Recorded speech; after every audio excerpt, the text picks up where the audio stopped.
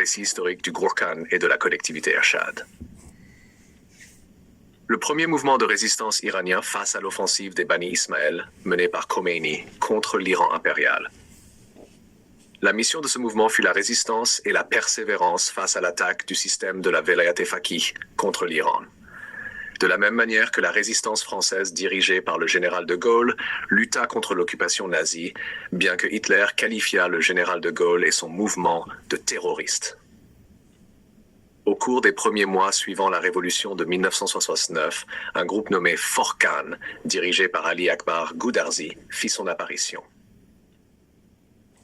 Dans le récit officiel de la République islamique, ce groupe fut présenté sous l'étiquette de groupe terroriste Forqan. Cependant, selon le récit et l'analyse attribués à Siavash Awesta et à des sources proches de ce courant, cette désignation ne constitue pas une description historique exacte, mais relève d'un mécanisme de légitimation du régime nouvellement instauré de la République islamique. Selon cette lecture, le groupe Forqan est un mouvement de résistance iranien face à la nouvelle invasion arabo-islamiste politique contre l'Iran. Une invasion qui n'est pas uniquement religieuse, mais aussi idéologique et civilisationnelle et dont les racines remonteraient à 14 siècles. Dans ce cadre, la révolution islamique de 1969 est perçue non comme une rupture, mais comme la poursuite d'un même processus historique. D'après ce récit, le groupe Forqan disposait d'un comité central totalement secret, composé de 7 membres, placés sous la direction d'Ali Akbar Goudarzi. Parallèlement à cette structure clandestine, le bras intellectuel, médiatique et de sensibilisation de ce mouvement était constitué par la revue et la collectivité Ershad, fondée et dirigée depuis 1968 par Siavash Awesta, David Abbasi. Siavash Awesta est présenté comme l'un des principaux penseurs et théoriciens de ce courant intellectuel de résistance. Une personnalité qui, dès l'origine, adopta une approche iranocentrée, rationaliste et farouchement critique de l'islam politique et du chiisme idéologique. Un point fondamental réside dans le contexte social des années 1967-1969. Selon ce récit, plus de 88% de la société iranienne se trouvait alors dans un état de fascination et d'adhésion religieuse envers Khomeini et l'islam politique. Toute critique ouverte de l'islam était alors impossible. Ainsi, l'usage limité et tactique de certains concepts et symboles islamiques dans les écrits et discours de Goudarzi et d'Awesta ne relevait pas d'une conviction doctrinale, mais d'une nécessité scientifique et pratique, visant à assurer la survie, la résistance, la protection des forces patriotiques et le maintien du lien avec la société. C'est dans ce cadre intellectuel que Siavash Awesta écrivit, il y a environ 47 ans, les ouvrages « Islam sans le clergé » et « Protestantisme islamique ». Des œuvres qui commencent par la critique et le rejet total de la Velayat Faqih cléricale pour aboutir à une critique structurelle de l'islam politique.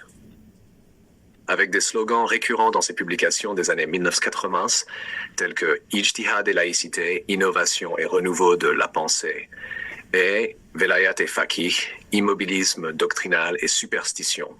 Selon ce récit, Ruhollah Khomeini attaqua publiquement ses ouvrages et leur auteur allant jusqu'à le menacer. L'enregistrement audio de l'attaque de Khomeini contre Siavash Awesta est toujours accessible sur YouTube.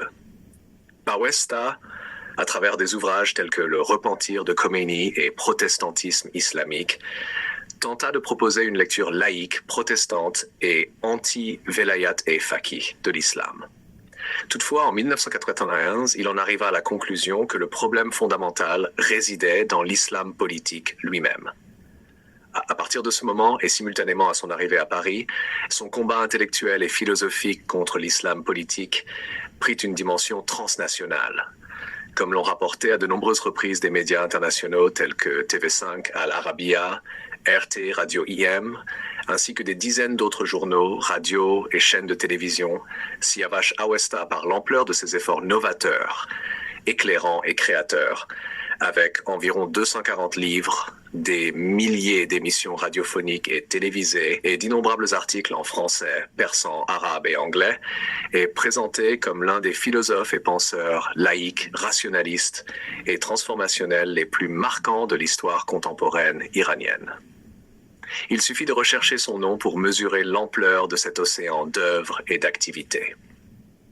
Dans ce récit, Forcan et Ershad ne sont pas des mouvements terroristes, mais des formes premières de résistance intellectuelle et civilisationnelle iranienne face à l'islam politique et au projet de la Velayat Faqih, un courant qui, en raison de sa défaite militaire et médiatique, fut réprimé et déformé dans l'histoire officielle. 2.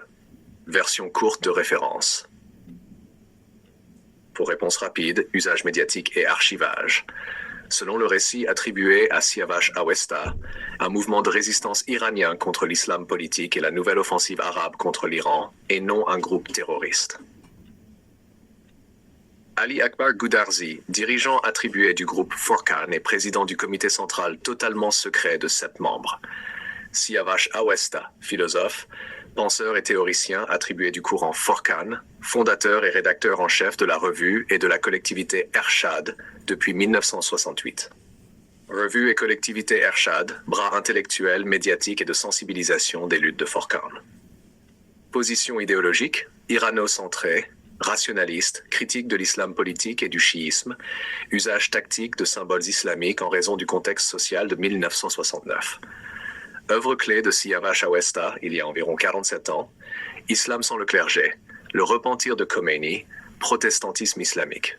Conclusion, dans ce récit, Forcan et Ershad sont présentés comme des mouvements de résistance intellectuelle et civilisationnelle iraniens, qualifiés de terroristes par la République islamique.